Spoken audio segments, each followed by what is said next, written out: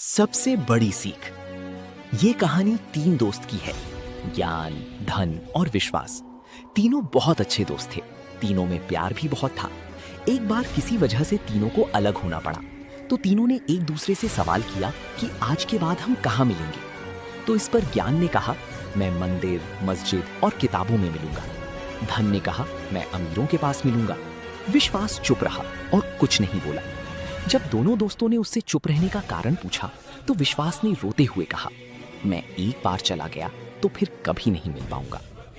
ये छोटी सी कहानी हमें सिखाती है कि ज्ञान और धन।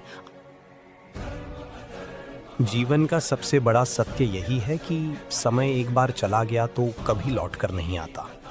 इंसान को लगता है कि उसके पास बहुत समय है, लेकिन धीरे धीरे यही समय उसकी मुट्ठी से रेत की तरह फिसल जाता है।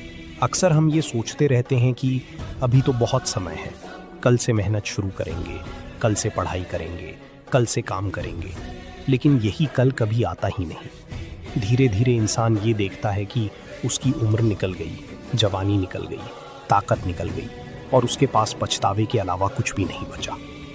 स्वामी विवेकानंद ने कहा था, तुम्हें ये समझना होगा कि हर सेकंड अनमोल है।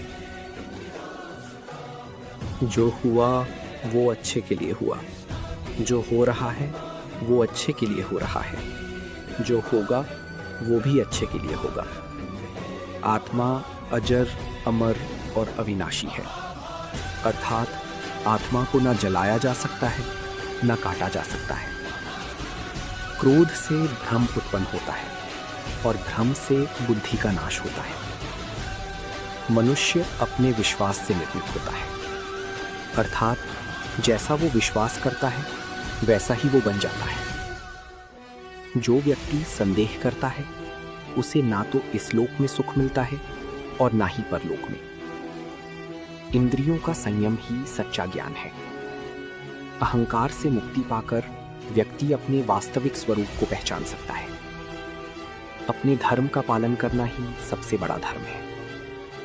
हर व्यक्ति अपने कर्तव्यों से बंधा हुआ है, अर्थात अपने कर्तव्यों का पालन करें। ये श्रेष्ठ मार्ग है। जो मन को वश में कर लेता है उसके लिए मन मित्र है। सफलता और असफलता, लाभ और हानि, सुख और दुख में समान रहना चाहिए। संघर्ष ही जीवन है। अर्थ, हर चुनौती आत्मविकास का माध्यम है। जो व्यक्ति ज्ञान की दृष्टि से देखता है वो हर जीव में एक ही आत्मा को देखता है। संसार में हर वस्तु क्षणभंगुर है, अर्थ केवल आत्मा ही स्थायी है। तुम्हारे पास जो कुछ भी है वो तुम्हारी कर्मों का फल है।